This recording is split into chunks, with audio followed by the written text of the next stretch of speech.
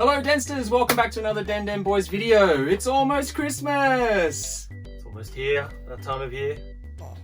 Dude, where's your antlers, dude? I don't know, man, I'm really not comfortable about this. Come on, man, it's Christmas! Put them on! Alright. It's Christmas! Yeah! Now we go. Don't you feel like you're in the Christmas spirit? I suppose so. There you go. In the spirit of Christmas, we thought what we do for this video, by the way, I'm Garth and this is Vaughn. We get together, we are the Den Den Boys, and together we thought, it's almost Christmas, so why not do a Christmas themed game? So we're going to be, not reviewing, but we're going to be looking at Daze Before Christmas for the Mega Drive. There it is. And I can say Mega Drive because it's exclusive to Australia. Yeah, the PAL Mega Drive edition is an Australian exclusive. So, yeah, a bit of history about the game. Days Before Christmas, 1994. Published by Sunsoft, a big Japanese company, but developed by Funcom, a small Norwegian team. Don't know anything about them, never heard of them before. Yeah, a small team, and somehow it became an Australian exclusive. I think there were plans to sort of release it elsewhere on the Mega Drive. It did get a SNES port that did sort of go to Europe and Australia, but America never got it. And as it stands, you're looking at an Australian PAL exclusive. What did you say when it was released? 1994.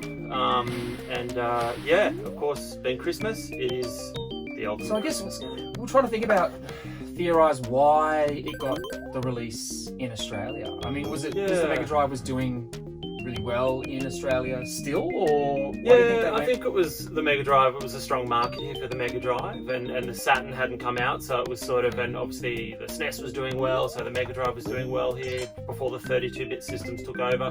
But for whatever reason, it sort of found itself limited to Australian shores, which, as Australians, kind of puts it in a special category. Yeah, it doesn't happen very often for us. Usually we missed out on games, didn't sort of get exclusive ones. Yeah, exactly. Yeah. So, as we normally do, let's talk about the game itself. How does it play? What does it remind you of? Yeah, so, look, it's a typical platformer, 16-bit platformer. Obviously jumping from left to right, platforms, moving platforms. It plays much like platform games at the time. Has a bit of an Earthworm Jim vibe. Graphically. Yeah, some of the scenes in the background, you were sort of saying, sort of gave you an Earthworm Jim kind of vibe, graphically, color palette wise, lots of stuff. I mean, if you've played a platform, you know what you're getting in for. It's probably aimed at a younger audience, so it's a lot of fun. You're not going to be tearing your hair out playing it, but it's a Christmas game. So it oozes a Christmas soundtrack. You play as Santa Claus, but yeah, we'll get more into that. Yeah. So the theme of the game, there's an evil mouse. God knows why, but there's an evil mouse that's taken his elves and taken all the presents from Santa, and you have to go out and get them all back. Get them back, and you even deliver a few presents in between stages. And the game plays like an advent calendar, so pretty long, obviously 24, 25 stages, and they sort of punch out on an advent calendar as you go. Yeah. I guess so with the gameplay though, I guess they've got this idea that he's stolen all the presents, but that sort of game mechanic doesn't really infiltrate the actual gameplay. Like there's lots of collecting of presents. There's presents, and there's lots and of you can open them and you free elves. But it doesn't really. You don't really end up following that right through. No. Like I would have liked to have seen the game do something where you actually have a certain amount of elves you have to free per stage, or collect a certain amount of presents per stage before you move on. It's just you can take the there for no reason really, other than it's a Christmas themed game. Christmas themed game, and like I said, it's not going to win awards, for design, but I think it achieves a Christmas theme and a Christmas flavour, ticks those boxes, which I suppose is the aim of the game. And one sort of novel feature, it has this sort of anti-clause, or Satan clause as I call him, where you get a power up, you drink a hot cup of tea or cocoa, and he turns into bad Santa with horns and sort of a devil-like appearance, and sort of wax his sack. Wax his sack. Nothing sus. Which initially, when you turn into that, it didn't seem to have a feature in the game, but what happens is when you turn into Anti-Claus, he's invincible. He can't pick up any presents, he can't pick up any toys or items, but he's invincible. Yeah, so you can sort of get through sections and not have to worry about dodging the enemies, you just run through them, or hit them with your sack of toys, and then it lasts for 20 seconds, and you're back. So it's a bit of a novelty. They didn't have to put that in there. It's a bit kind of weird in a sense, but it's cool. It's a cool distraction.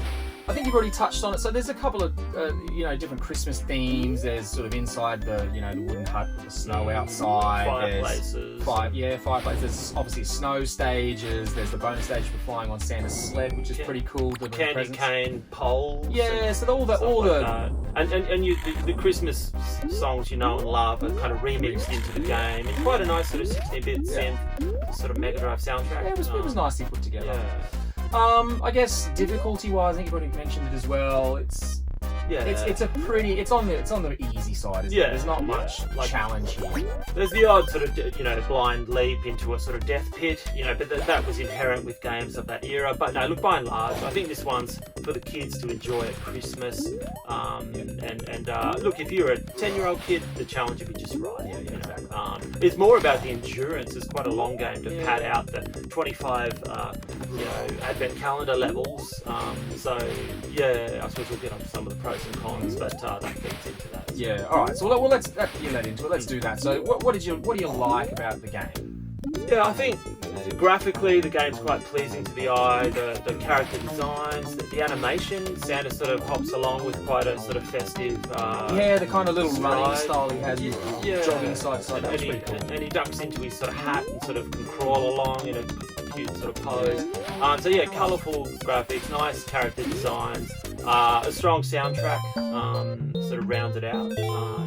So they're some of my pros. What about you? Yeah, I'm with you. It's probably one of the more brighter, more colourful palette games on the Mega Drive. I guess when compared to the Super Nintendo, people tend to think of the Mega Drive as being a bit duller in colour palette and all that sort of stuff, and not as bright as the SNES. But being that it's Christmas themed, you expect it to be bright and colourful, and it is. So it's a nice looking game. The soundtrack's nice.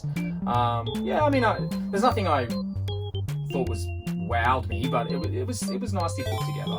I guess I'll start with the cons. I guess for me the cons are, besides the one bonus stage, I just felt like it was a bit by the numbers. Like it's a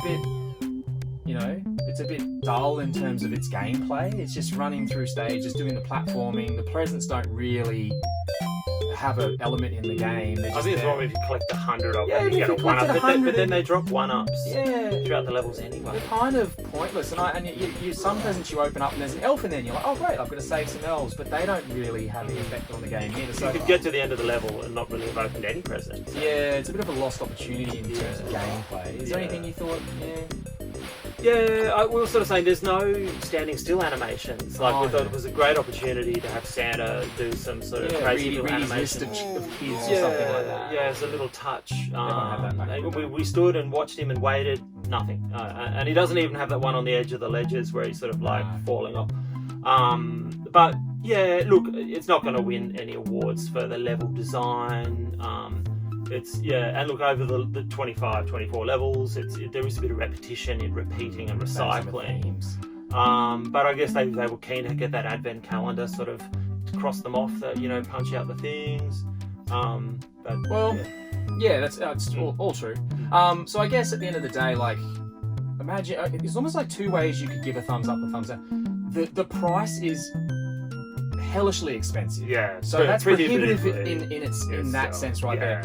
So you're almost like reviewing it thumbs up as it is now and what you can get it for. No, it's not worth running out and getting now. If it was a cheaper game, if you could get it for a regular Mega Drive price, you'd say rush out and grab it. It's a lot of fun. Play it once a year. Yeah, every Christmas as a tradition. Okay, so that leads us to the thumbs up, thumbs down. So after saying that, putting aside the price factor, is it a thumbs up? Yeah, look, it's like there's two responses to this. I think for a lot of people, it's going to be a thumbs down. In that it's not worth what you might have to pay. It's not the world's best platformer. But I think if you're a collector of retro games and you're Australian and you want an exclusive title, and about the only Christmas platformer there is, it's got to be a thumbs up because it's in a small category of games that fit that list. I'm the same. It's thumbs up from the sort of history point of view, but in terms of just looking at the game, it's probably a thumbs down for me. It's not that exciting a platformer. There's plenty of other better platformers out there. But as a piece of memorabilia or a piece of collectible history, it's as good as it gets. Being an Aussie. So yeah, there you go. That was Days Before Christmas for the Mega Drive. Thanks again for watching. Hope you enjoyed the video. Hope you all out there have a wonderful Christmas in this weird year of 2020. Yes. If you're not subscribed, please subscribe, like and share, comment please, we'd love to hear from you, and stay tuned for the next video. It's coming out to you soon. Peace guys. Merry Christmas.